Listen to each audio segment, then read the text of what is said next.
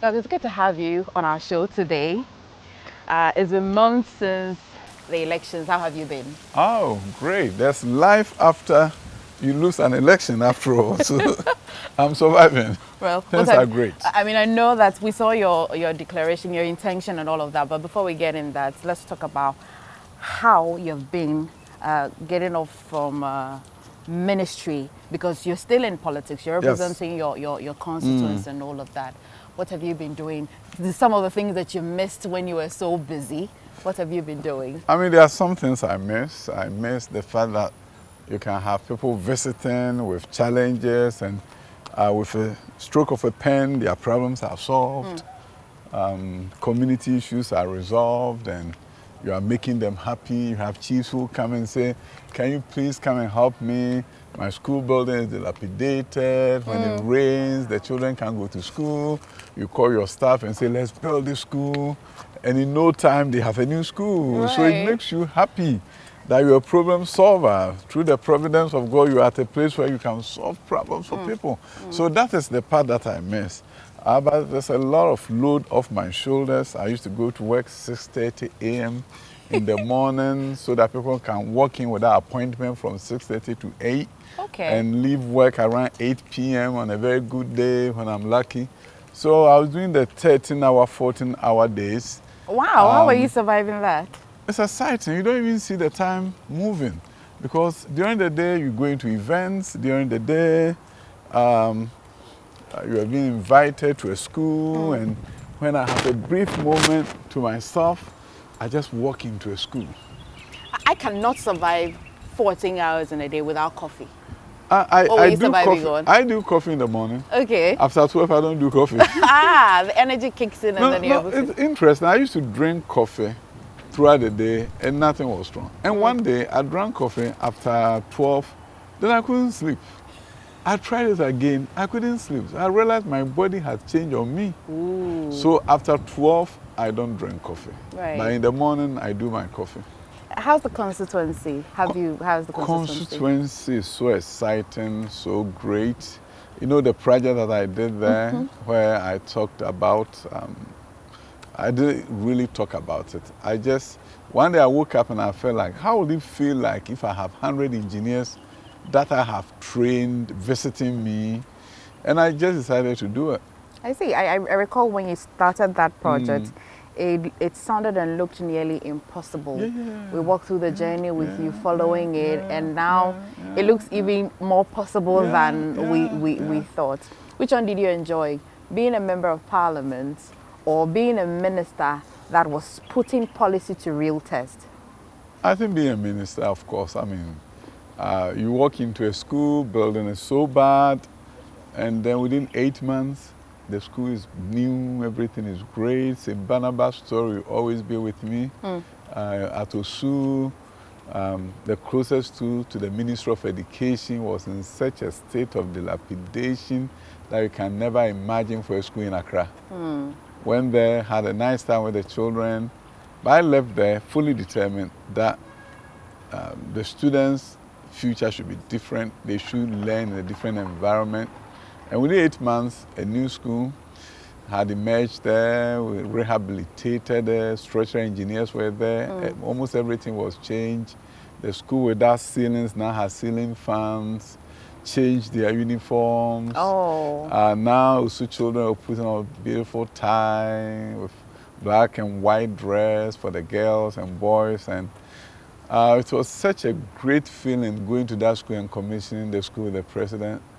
And it made me know something, that everything is possible. Oh, I like how it. And this similar works across the country. One day we commissioned 80 schools. Yeah. My favorite one, apart from Osu, was the one at Jetokoi in South Town. Okay. Run down, dilapidated school, and now they have a beautiful school. We also changed their uniforms. I donated uniforms to them, so it will be different. I felt strongly when I was a minister that I don't understand why private school students should look more beautiful than ours because of the nature of the uniform that they are wearing. And it's not as if the parents cannot even afford to buy better uniforms, but we have imposed it on them that will paint your schools brown and yellow will force your children to wear brown and yellow uniform, whether you like it or not. And that is your fate. And that is where you're going to be. Oh no, Mempesa, because I wore it beautifully. The brown yellow? Yes. You are lucky to be here. Brown and yellow. Let's take a trip back to where you were born, where it all started for you. A lot of the time when we hear your story, we hear it from when you took that single decision to just sit on a plane and come to back. Ghana. Let's take it back to when you even had to leave Ghana to go. Where were you born? I was born at Jachi in the Ashanti region. Both parents are, my father is from Prenyinase. Prenyinase happens to be the town where people of Jachi moved from to the new town that became Jachi. And so they are like twin towns, and that's where I was born, on the Lake Busumchin Road. That's where I lived up to about 3-4 years, I think about 3 years old. Okay. And my father was then the chief of Prenyinase. But he had begun his adventure in the cocoa industry. He had gone to Ahafo. He had a cocoa farm there. And then when I was born, literally that's why I grew up on the cocoa farm. Oh. And then lands in Ahafo were difficult to come by. They had reduced all the virgin forests into cocoa lands. So he went there with his uncle, almost like an apprentice of sorts. And when the Ahafo lands had run out, then their generation decided to move away from there. Some were in central region, Dunkwa, Onofe, towns like Chichiriwere, Techikrom. These were cocoa lands now. Virgin forest had been cleared by these adventurous, uneducated individuals who saw opportunity in the cocoa industry, and others moved on from Dunkwa, central region, to western region, landing at places like Wasa Ekropong, and others took the route to Huni Valley, Takwa area. All these places, everything they knew was cocoa. Right. My father ended at Manso Amenfi. Okay, and Manso Amenfi is Menfi, western region now. Okay. And then walked 10 miles to a town called Antubam, a village called Antubam. And then 2 miles away from Antubam, that is where his cocoa was. And so we live in a hamlet within the cocoa farm. So living there for about 3 years, it was time to go to school. And my father decided, my mom decided that they would take me back to Ashanti to begin school. By this time, how old were you? About 6 years, getting to 7 years. So we moved from there. My mom then had to leave the farm, come to Jachi to take us through school, leaving behind my brother who was behind me with my dad. Okay. And I came to Jachi with my mom, started school. First day of school was a sight. I didn't know much about school. And here I was in the classroom with Miss Clara, a woman I visited by a year ago before she passed away. Oh. Yeah, she was my class 1 teacher. Oh. So walking to Miss Clara's class and with my slates and all those things. And so coming out of the cocoa farm, didn't know much about urban life. And now I am there and began with education. But during vacation, we go back to the western region to help on the farms. Yeah, so either you are picking the cocoa pods that have been cut from the trees, or you are just at home, you are helping with drying of the seeds on the drying mat. Wherever it was during vacation, we were there. And I went on vacation, always going there. So when I was at 6th form, I was still going there. By this time, where was you? So your brother? Does this mean that you're only 2?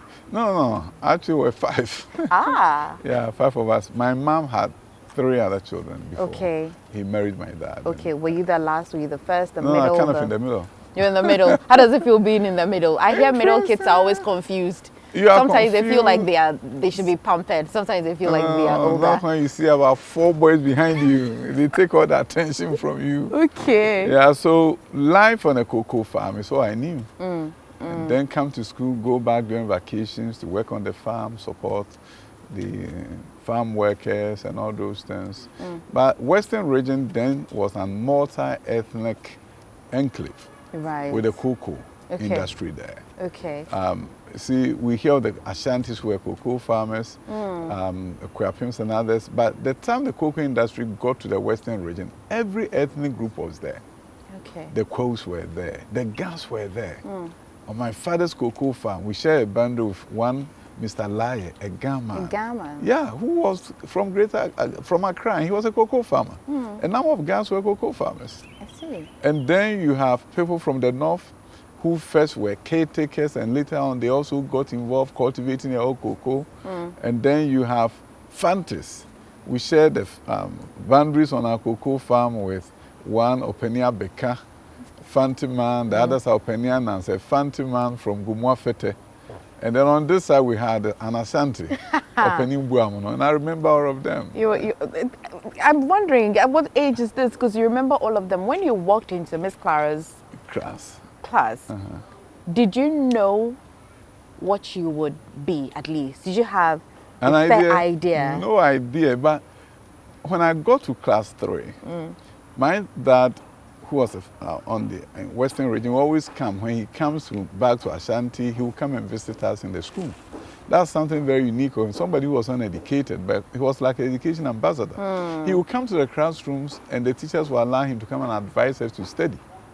Yeah. And during one of his visits to the school, the head teacher of the school, one Master Anoma, tells him... How do you recall all these names? All names I recall.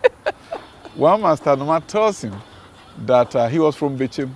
He tells him that your son is so smart, and one day he'll go to the university. But as uneducated as he was, he didn't know what a university was. So my dad asked him, what is a university? And he says, the last school anybody could attend. So that day, my dad comes home and says, Yaw, your head teacher says you are so smart. Master Noma says you are so smart, and you go to the last school. Oh my goodness. At that time, there were only about 2 people in my town who had a university. So it was etched in my mind, in my brain, that one day I'll go to the last school. And I believe my dad. I worked so hard in school, I'll study because I want to go to the last school. And I remember when I finished my PhD, walk out of the lecture hall, my last exams in the PhD, walk out of the lecture hall, took the elevator downstairs. I walked out of the building, Rosier School of Education at University of Southern California. And I remembered what my dad told me when I was a child. And it brought tears to me. I cried. And I said to myself, this journey has finally ended. I've come to the last school, and I've done the last course there is, PhD. Yes, what more? What more? What's more? So how parents tell you things and you believe them, and when it become a reality, you say to yourself, how did it happen? Right. That I've come to the last school. So what level of education did you have in Ghana, and at what point did you travel out of the country? You know, those days you go to the middle school. If you are coming from a background like mine, rural background, poor background, you go to a middle school. But for your father, who was a cocoa farmer, you see, the interesting thing was that at that time, he didn't have a lot. He had just started out. So when I started school, he didn't have much. And then there was a challenge with cocoa farming, that some of them invest their money in building houses and other things. So when the season of cocoa comes, when they sell their produce and the money comes, they go and continue their building. Okay. So when they are out of season, life was difficult. And at that time, they were not being paid through the banks for them to go and get a loan. So I remember when I passed the common entrance, and now the equivalent BEC, and my dad, who has told me I'll go to the last school, of course had to send me to secondary school, but there was no money. Oh my God. And I always tell people that my dad was not poor, but he had a cash flow problem. At that time, there was no cash. And we start there in the village wondering what was going to happen to me.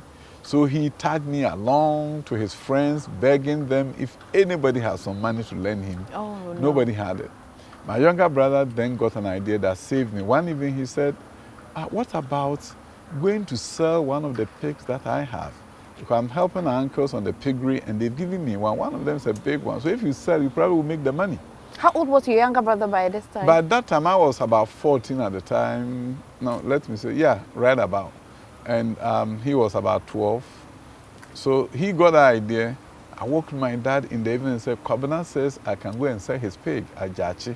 So we were there on the farm in Western region. So the next morning, my dad gave me money, the caretakers, the laborers, farm hands took me to the roadside. After walking about 10 miles, I hopped on the bus at the time and found myself in Ashanti. My uncle sold a pig, and then we had to go and sell it. That drive on that bus, going, knowing that your hope was that one pig. How did it feel? Do you recall it now? If you played back, how did I it make you feel? recall wondering if I'll make the money, because I knew I had to pay 40 cedis. But as to whether it will be enough, selling the pig and will give me that amount. And I was wondering what will happen then if I don't get the money. I'll have to come back and just sit out there knowing that I couldn't go to secondary school. So go to Jache, the next 2 days or so, my uncle slaughtered the pig, and then he divided it among about 3 of us, my cousins. I was carrying some others, and we walked to villages where I'm now the MP, there was some constituency. I now go to those villages to visit them and towns to visit them and campaign. And I said, I've been here. I used to come here to sell pig. But I'm surprised. You didn't have a single buyer. You had to slaughter, shred, and now go and find buyers. Oh, yes. We had, you see, the plantain leaves, you put it on fire and it softens up, and then you wrap it. You wrap the pork inside, and you put about 20 in this basket, 20 in that, and then you all carry it. And I walked from one town to the other. There's this town called Pram, so they didn't buy much for me because Pram so has a lot of Muslims and they don't like pork. Right. Yeah. So I went to the next town, Abrenkese, and I had a good market. Okay. And then I moved on to Kuntanasi. I did quite a few. You walk in the town, then you shout, I have pork. I have pork. I have pork. Yeah. Then people will call you and say, come, and they will buy some. So then I went to other towns, just about 8 of them, mine was sold. Coming back home, I was saying to myself, I hope my cousins will also be sold. Oh, yeah? So that I'll make the money. Lo and behold, when I came back, theirs have been sold. We put everything together, we have 42 CDs. Oh, impressive. I have 2 CDs more than I needed. Impressive. And as a village kid, I was too timid to go to the high school and pay. I went to my father's friend who took me to the Jache Pramso High School. Okay. And we paid my deposit. Which is where you had your secondary education. And what subjects did you... General arts. General arts. What was your favorite? Because you couldn't do science there. We didn't have the lab to do science. You would have we would have done science. But there was no science lab there. Oh, dear. Yeah, so I had to do the arts.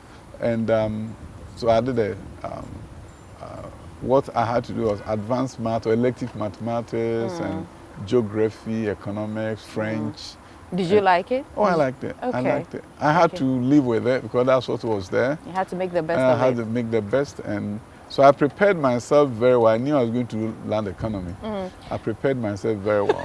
And so for a village child who has just gone to secondary school, going through all you had to go through to pay your fees, did you have that, in secondary school, your family would come and visit you, there's visiting hours, they bring you home chill. The interesting thing was that since I was going to school in my own hometown, I could go home. So I never experienced visit from anyone. When I wanted to eat something, I went home when I ate something and I'll come back. How many hours did it take you to walk home though you were in the same town? It wasn't long. No. Okay. But 30 minutes and you are home. Okay. And when we finished our secondary, then we did what next? Then I went to Kumasi High School. Okay. And selection of Kumasi High School was a fascinating one. Nobody told me I could go to Achimota for 6th form. I didn't know I could go to Prempe or Pokuare. All that I knew was that when we were doing our French oral exams, we couldn't do it at Jache. We had to go to Kumasi High to do the French oral exams. Right. So I went there because that was the testing center for French oral exams. Jache Prams were not that many, so we had to go to Kumasi High to do our French oral exams. So I entered Kumasi High School campus. It was so beautiful. So wow, I'll come here. That was it. That's all. That's all. It was more beautiful than Jache Pramso. Oh dear. And they were on the national grid. There was light. Jache Pramso was off national grid. 9 p.m. the lights will be the generator will be shut off. And then we have to use lantern to go and study. So going to Kumasi High School, seeing that they were on the national grid, 2-story buildings, and I said to myself, this is heaven. This is heaven. So I went to Kumasi High, and I studied and studied and studied. In fact, I started off after the lower 6. I registered for the Novdec. Okay. And I passed with Irrigate 9. Where did you get that idea from? Because the whole idea was that it's so nice studying here. Why don't I go and sit for the exam? Because I think I've studied enough. And I was studying at the lower 6 with the upper 6 students. And I'll go to the lab and there's water flowing. Wow. Oh. Tap water is there for me to drink. I didn't have to go back to the dorm.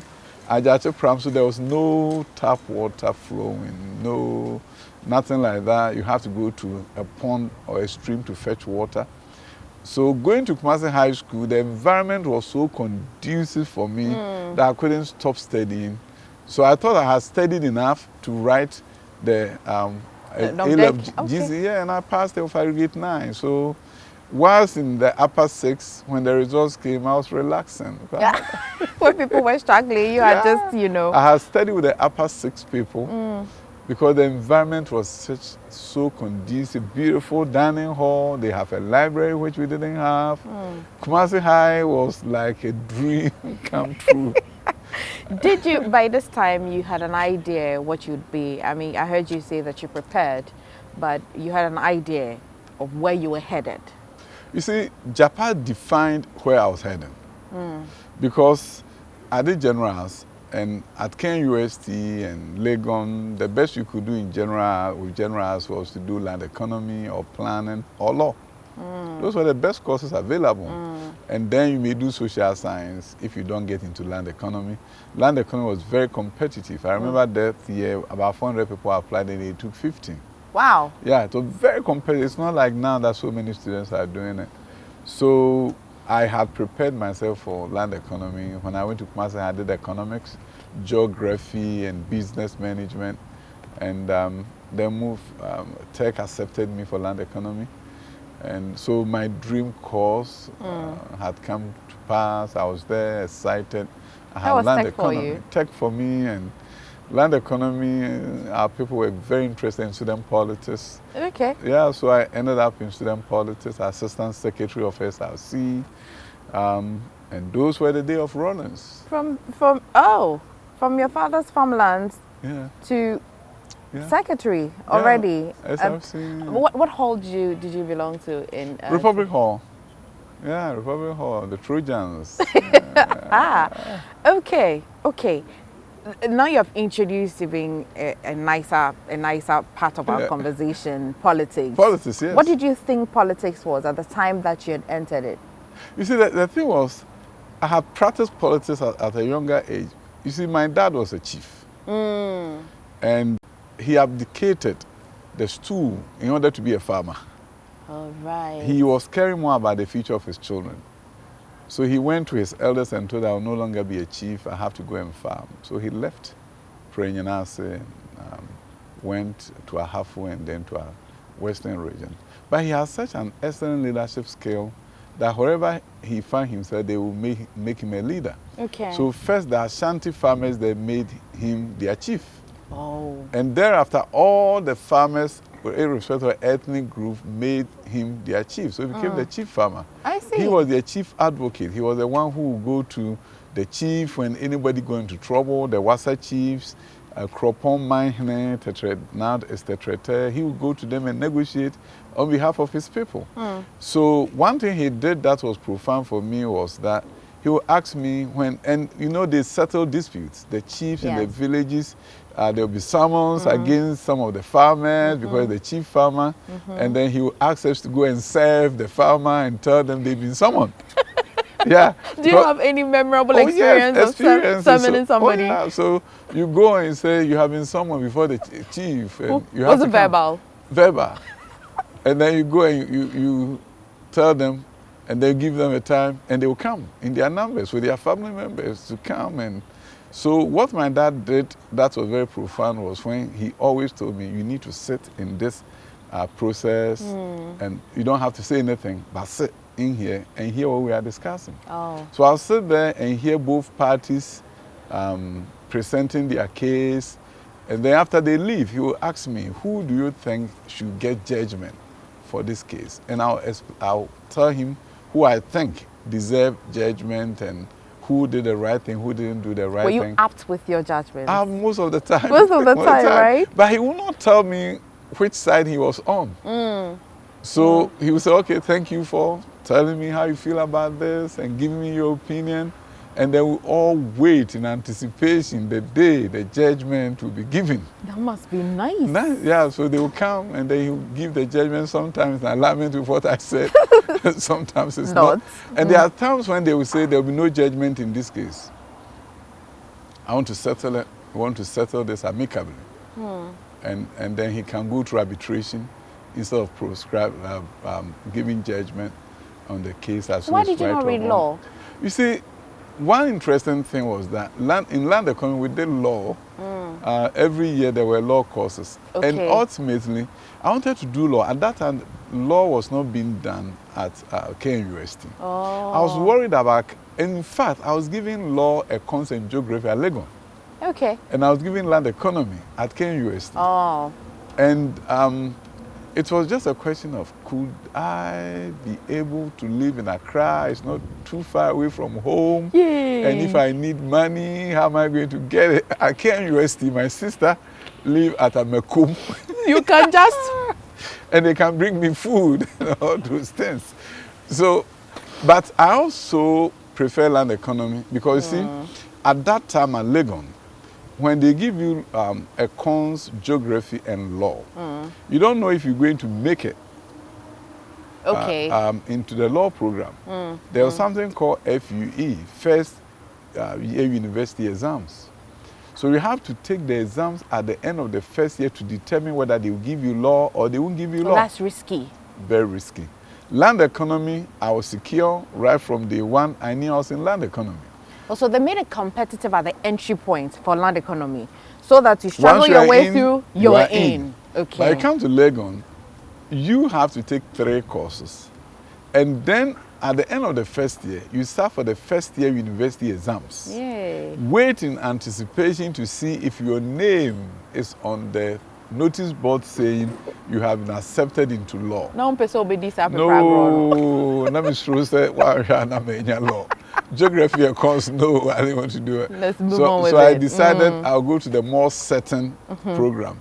And I was selected also for planning. Okay. But land economy was very secure at the time. When you finish, you're working for Lands Commission, Land Valuation Board, jobs were available. Okay. So I went. Well, how was it like engaging in politics at KNUST? Do you have any memories of it? Memorable one? Memorable ones. Because you see, these were the days of Rollins.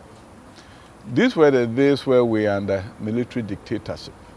The country was silent. They call some the culture of silence. People could not talk because you may be picked up the next day if you express your opinion against the government. University students were the ones who could speak. So when you heard that we're on demonstration, we're not demonstrating against our food. No, we're demonstrating against the government, agitating for a return to civilian rule. Interesting. So we do a debate. We pass a resolution to go on demonstration. And all the universities at that time, there were only 3 universities. University of Ghana, University of Cape Coast, that time so UST, University of Science and Technology. So National Union of Ghana students will start with agitation, calling on the government to hand over to civilian rule. And then the universities will pass resolutions, we boycott classes. we'll walk to KJTI and start a demonstration. You're not afraid? Oh, no. No, we see, at that time, we felt that we were the only ones who could speak, and we were going to speak. So it was a very good leadership training grounds in terms of politics for us. And those were the days that the government decided that they restructure university administration, and that is when they introduced student loans. Okay. When I entered the university, the first year, everything was free. You didn't pay anything. There was no academic user fee, nothing. You walk in and you are in. You go to the Porter's Lodge to get your coupons for breakfast, lunch, and dinner. Wow. In fact, before we entered, snacks were included. Yes. But when we entered, the snack had been taken away, and it was breakfast, lunch, and dinner, all for free. That's something. There were 2 students in a room. That's something. Everything was great. And then the Rawlings regime decided that they would change it. And that they were going to give us loans to take care of ourselves. And that led to a major demonstration. The university was shut down. All universities in Ghana were shut down. And I remember at that time, the Student Representative Council at UST, the president, he was also a land economist. Second-year land economist student, was the leader of the Student Representative Council. And his father was a businessman. So the father was afraid as to what could happen to him. So he persuaded the son to go and apologize to Rawlings through the then king of Asante, Utumfo Opokuwari. Oh. So he offered the apology. The government then says, since he has apologized, we are now allowing students to return to school. Was that apology sincere?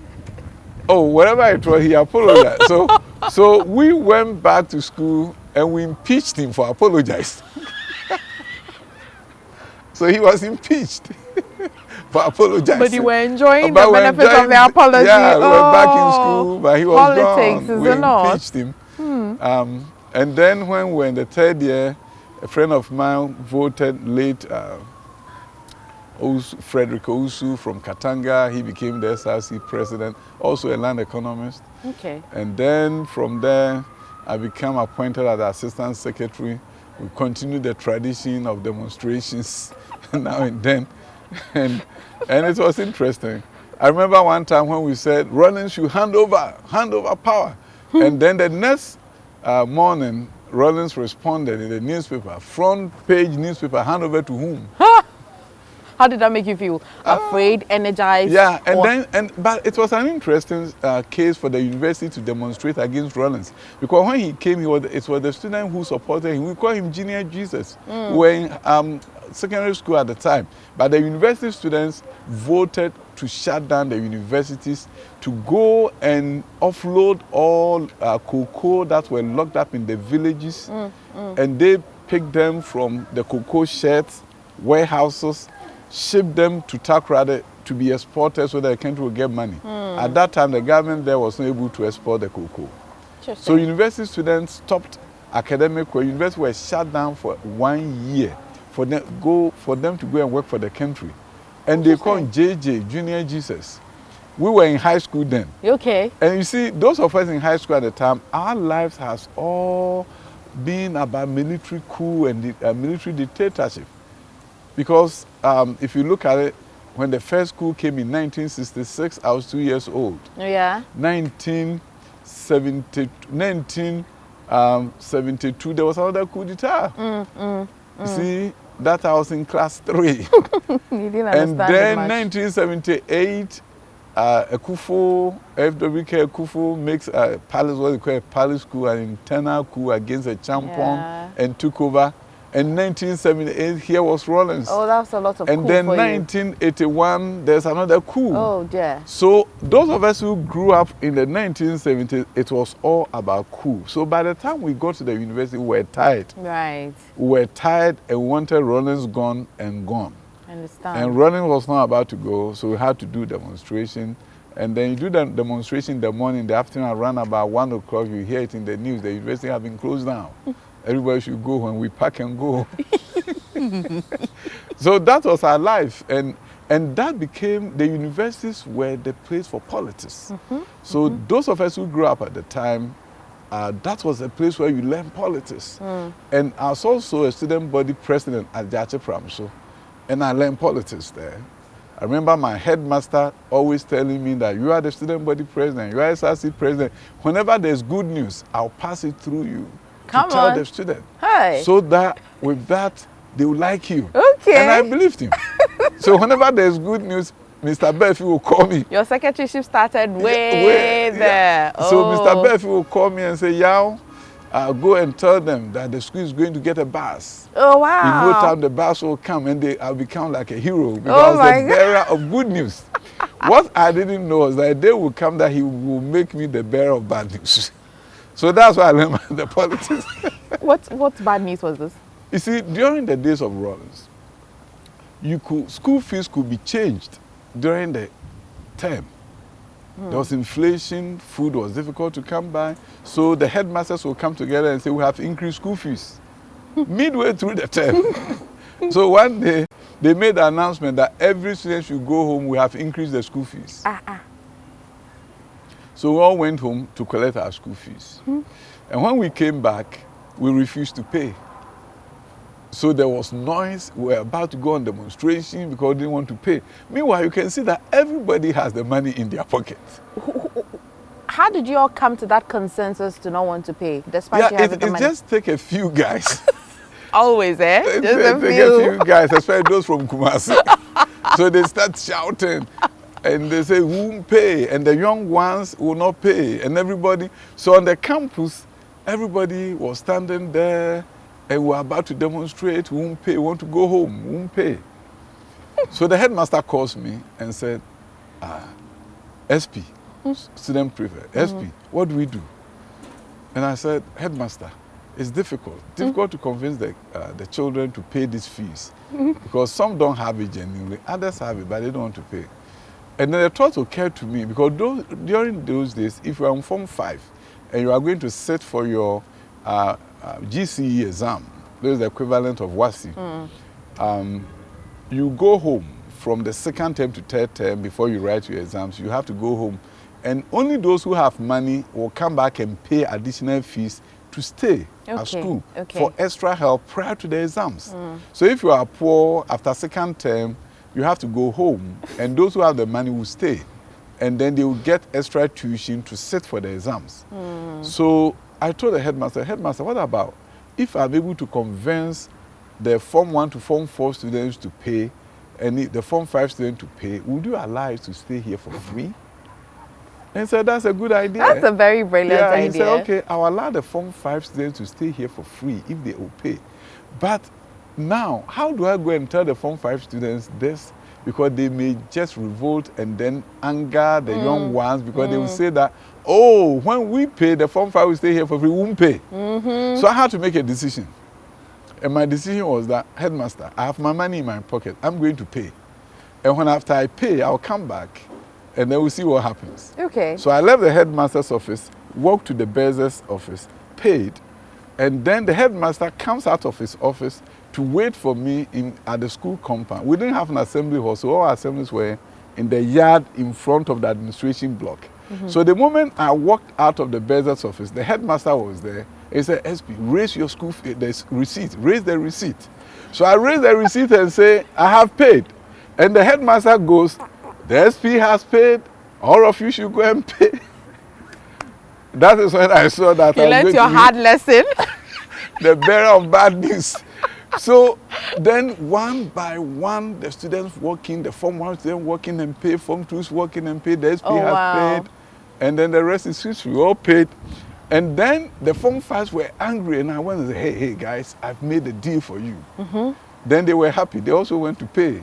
So that for the first time in the history of the school, the Form 5 stayed behind without paying additional fee. And we did so well on the exams. Interesting. So that was politics. That's how this is politics. Politics. This is politics.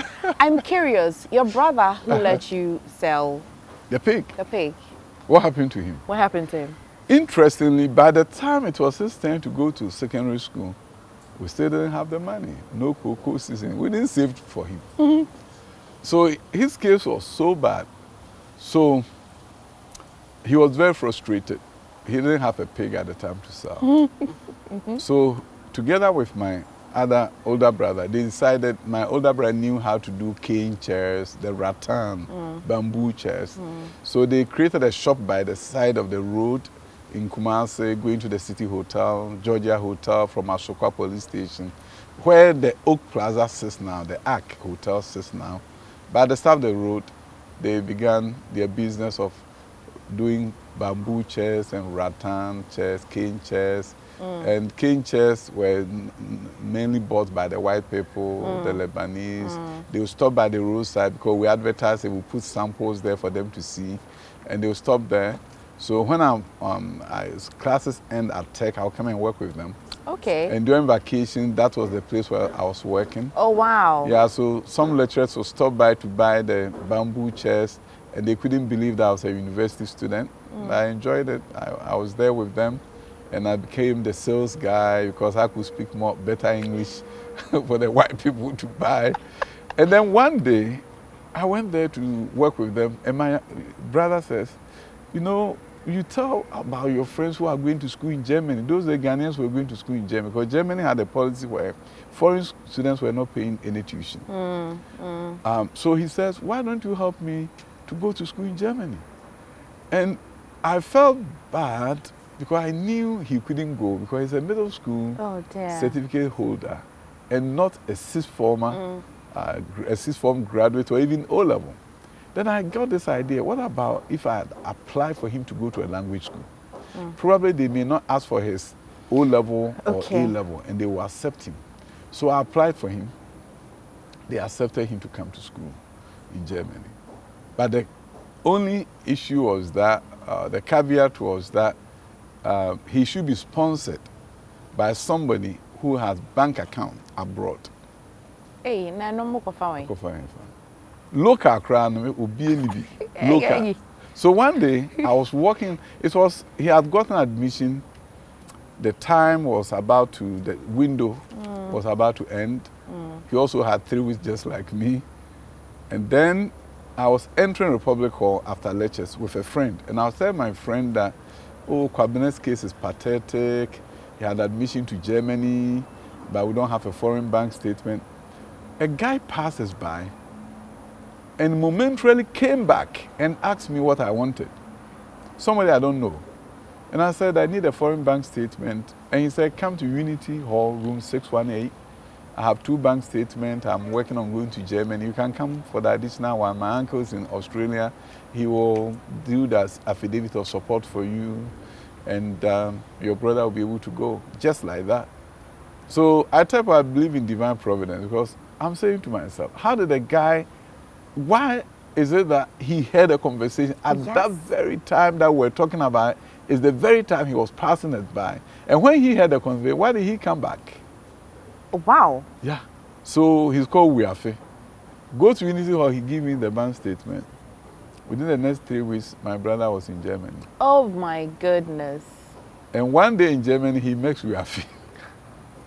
He was distraught at a train station, going through some distress. Same Wiafe? Same Wiafe met him. And then he didn't know my brother, because my brother just met him and said, I'm from Ghana, I'm having challenges with this. He said, what's your name? He said, Wiafe. I said, Wiafe, did you go to UST at the time? He said, yeah. He said, you gave me your bank statement. Without you, I wouldn't have come here. Oh, dear. So he helps him at that train station, Providence. So my brother then is in Germany, working, and he's done very well. He has companies there now. He's done very well. So after Tech, I called him one day and said, oh, bring us money like most people. Bring us money so that we can buy some land for you, you can build a house. He said, no, I'm not going to do that. You know, the guys that came here and completed their university education, those who went to America have done very well. So let me find you some money to go to America. Stay right there. Do you have a favorite food?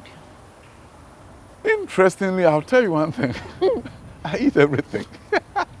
It's so funny that I'm like, Shanti is supposed to eat fufu all the time. Okay. Well, I'm not. Sometimes 3 months will pass and I haven't eaten fufu. You haven't had fufu? Fufu, I get red, I'll eat gobe. I like it. Yeah. So favorite food. Oh, we had. Anything, anytime. When I'm hungry. You just eat and you're not picky. No, I'm not a picky I'm not eater. picky at all. Not at all. Okay, but at least if you must eat fufu, is there a particular soup? Peanut soup. Okay, okay. You have some quality taste. If you're not thinking about policy, if you're not in parliament debating, what would you be doing for fun?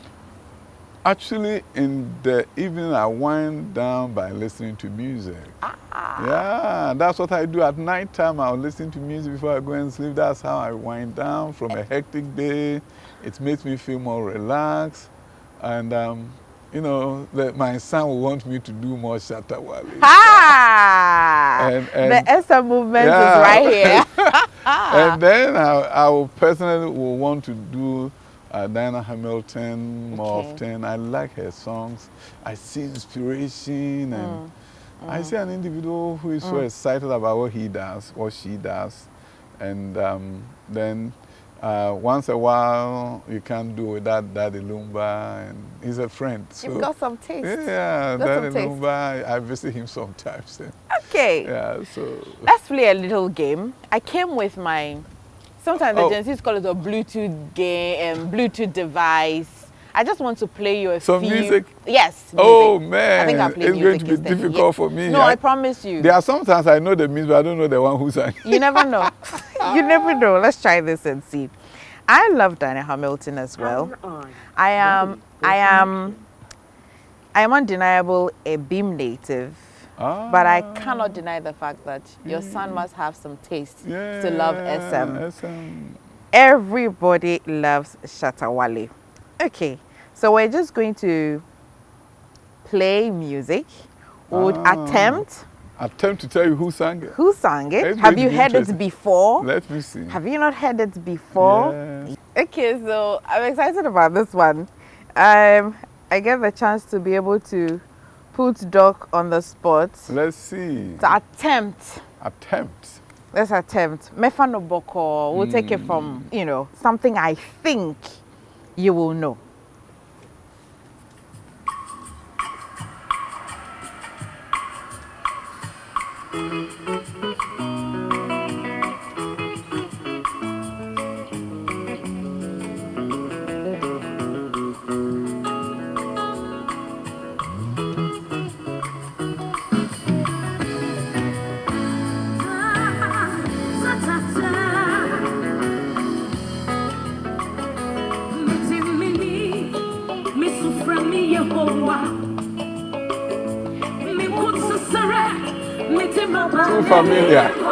Too familiar. Which one is Diana this? Hamilton. Diana Hamilton. Okay, you're definitely a fan.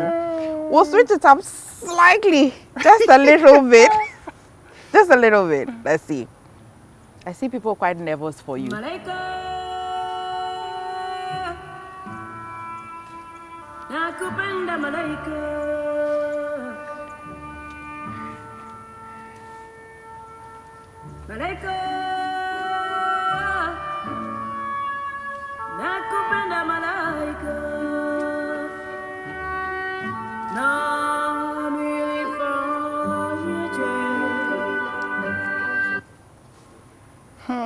This one is a tough one.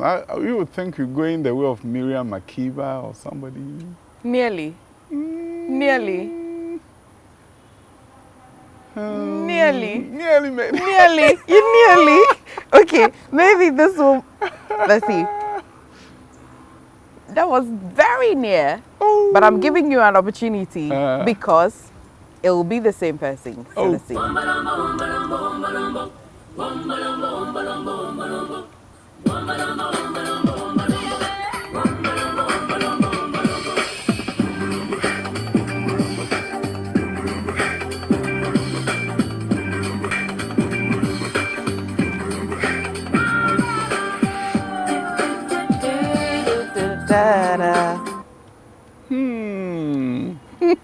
Is this artist who sang during the World Cup? Yeah, I don't know. You don't know? Oh, this girl, he sang for the World Cup in South Africa. Still nearly. Oh. Okay, last one in this category, just maybe. Just maybe, because there was a collaboration between she and a Ghanaian artist. So let's see. Yeah.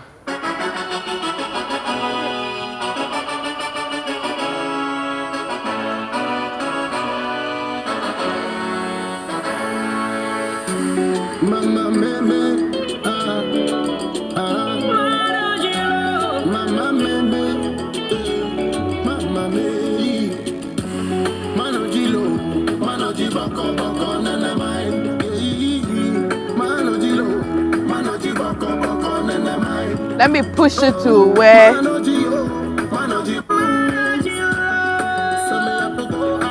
Angelina something. Angelina something. Angelina something. Angelina something. Cho. Angelique Kujo.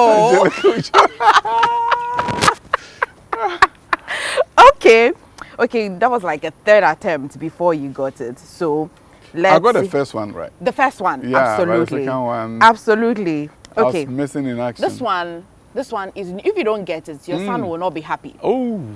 He will not be happy. Okay. Let's go. Ah, the voice. I get the voice.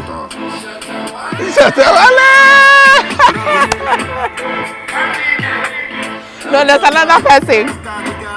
There's another person. Shatawale. You're yet to meet Shatawale. Shatta. Yeah. You have no idea who is a fan. You have a fan. Yeah. But in this song is another person that your son will still not be happy if you don't remember. Let's go.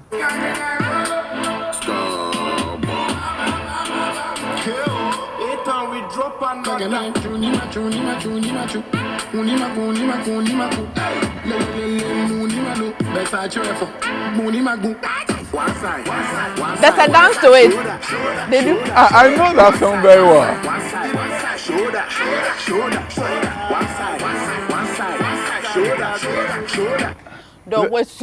Something like something. Medical. Oh boy, medical. I've seen him many times. I heard his music. I'm old school, so. Okay. But Shatta is clear. You love Shatta then? Oh no, the voice is. Whenever I hear it. Let's try this one. Oh my goodness. Let's try this one. Medical.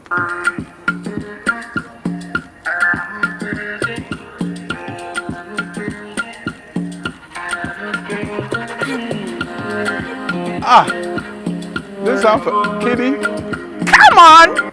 Kitty. There you go. Kitty, yeah. Okay, then maybe you love the love songs and all of that. It's smooth. It's smooth. Okay. So it goes new school and old school. Yes.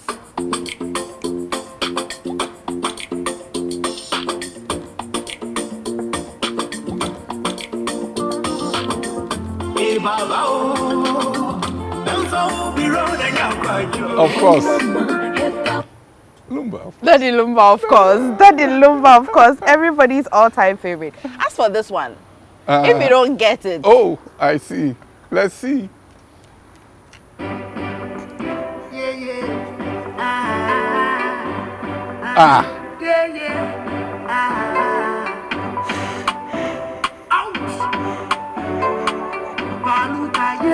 I like the artist.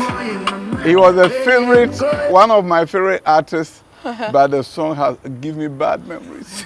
Bad memories. Ankoye.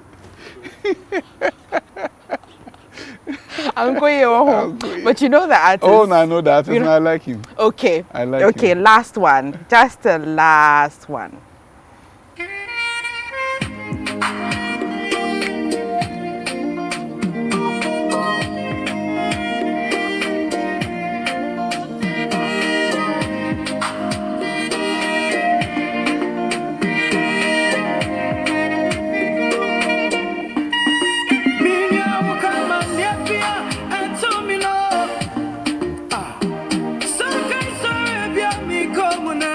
Christiana Love. Yes. Obapa Christiana Love. Oh. Yeah, he's the one who sang on the United show. Yes. You remember the voice. He's a good one. Okay, finally, let's just. Oh, I thought it was over. Just, we're done with the songs are music. Yeah, over. the songs Okay, are good, over. good, The good. songs are really over. I won't get into trouble with my Yes, son. you know. Okay, so this one, you will tell me if it's true or false. Oh. Woo, woo. If it's true or false. First one, I have ever fallen asleep during a meeting. True or false? True. True? It happened before. Oh, it happened to us all the time. Okay. But not my meeting. Not when you're in someone else's meeting. Meeting and it's a tiring day, 8 p.m. It can happen. Okay. But you just put yourself together. So Okay. I once got in trouble for talking too much in class. no, I was a quiet one, so respectful. If the teacher doesn't allow me, I was not going to talk. I was so Okay. good at that. I feel like I believe it. Yeah. Oh, I no, feel no. like I believe it. I was a perfect Ghanaian student. In America, Onkasa. it's not good. Okay. But in Ghana, you won't cast a D. Okay. I once, okay, I have ever cooked a full Ghanaian meal by myself. Yes. You have? Ampesi. and yeah, you do ampesi and some kontomire. The one you Yeah, puree. That's easy. Yeah, That's easy. I've done one before. Okay. I sometimes rehearse my speeches in front of a mirror. No, You know? never done it. I love cartoons more than action movies. Yes. Did you have a nickname in school? Did I? No.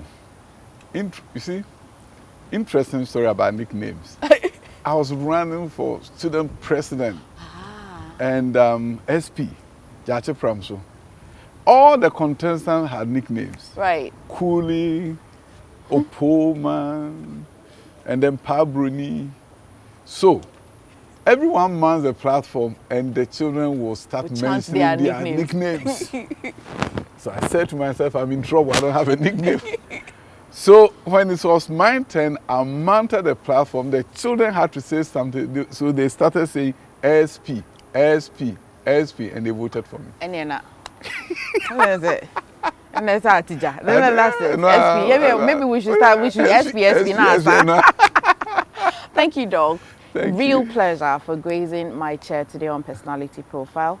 And we wish you the absolute best in this journey. And we hope that the party recognizes this in you, the followers as well recognize this in you, and beyond that, the country as well will understand the vision which you carry and that you want to put to bed. Thank you so much for joining us today. Thank you. Thank you.